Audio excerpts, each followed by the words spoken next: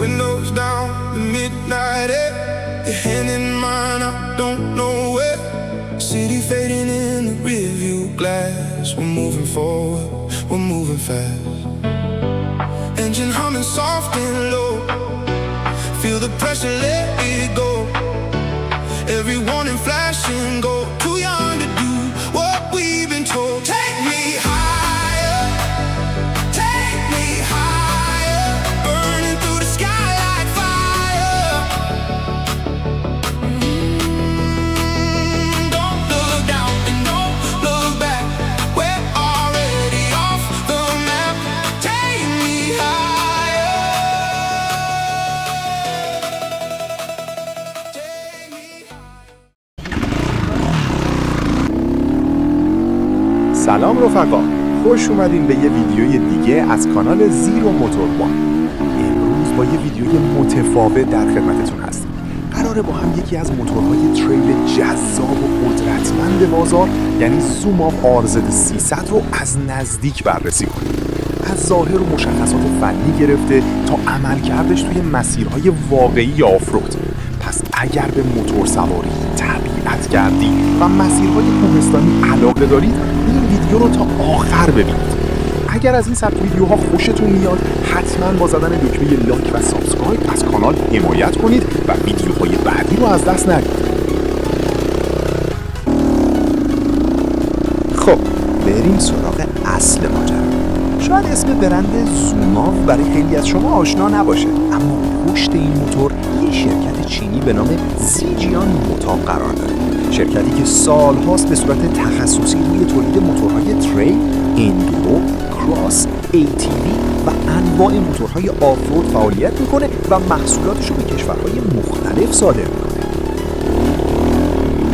بریم سراغ مهمترین قسمت، یعنی قلب تپنده این موتور.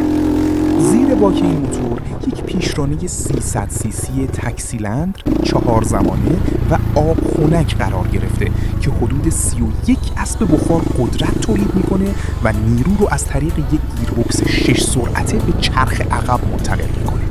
این یعنی هم شتاب مناسبی داره، هم توی مسیرهای سربالایی، سنگلاخی و خاکی کم نمیاره و میتونه به راحتی از پس مسیرهای سخت بر بیاد. یکی از ویژگی‌هایی که واقعاً توجه من را جلب کرد وزن نسبتاً پایین این موتوره. وزنش حدود 126 کیلوگرمه و همین باعث میشه کنترل موتور مخصوصاً توی مسیرهای فنی و آفرودی خیلی راحت تر باشه. وقتی وارد مسیرهای گلالود، سنگی یا شیبدار میشید، این وزن کمتر باعث میشه هم اعتماد به نفس بیشتری داشته باشید و هم خستگی کمتری احساس کنید. خب بریم سراغ سیستم تریل. در قسمت جلو از کمک فنرهای USB یا معکوس استفاده شده و در عقب هم یک کمک فنر مرکزی قابل تنظیم قرار گرفته. اگر تجربه آفرود داشته باشید، خوب میدونید که کیفیت سیستم تعلیق یکی از مهمترین عوامل لذت سواری، چون هرچی ضربات بهتر جذب بشن، کنترل موتور هم بیشتر میشه. ترمزهای جلو و عقب هم هر دو از نوع دیسکی هستند و قدرت ترمزگیری قابل قبولی دارند، چه روی مسیرهای خاکی و چه در سرازیریهای کوهستانی عملکردشون اطمینان بخشه. رینگ جلو 21 اینچی و رینگ عقب 18 اینچی. این دقیقاً همون ترکیبیه که روی اکثر موتورهای حرفه‌ای تریل و اندورو دیده میشه و باعث میشه موتور راحت‌تر از روی سنگ، چاله، ریشه درخت و موانع طبیعی یکی دیگه از مزیت‌های این موتور ارتفاع زیادش از سطح زمینه. به همین خاطر احتمال گیر کردن زیر موتور روی موانع خیلی کمتره و میتونید با خیال راحت‌تر وارد مسیرهای سخت بشید. حالا شاید برای خیلی این سوال پیش بیاد، این موتور مناسب چه افرادیه؟ اگر بیشتر مسیرهای شهری رفت و آمد میکنید یا استفاده روزمره دارید، احتمالاً گزینه‌های دیگه انتخاب منطقی تری باشن.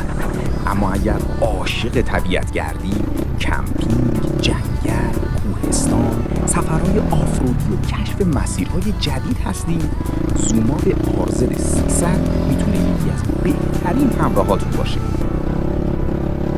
به نظر من مهمترین نقطه قوت این موتور ترکیب قدرت مناسب، وزن کم، سیستم تعلیق خوب و قیمت رقابتیه. ویژگی‌هایی که باعث میشن ارزش خرید بالایی داشته باشه. خب دوستان، تا اینجا با مشخصات و ویژگی‌های این موتور آشنا شدیم.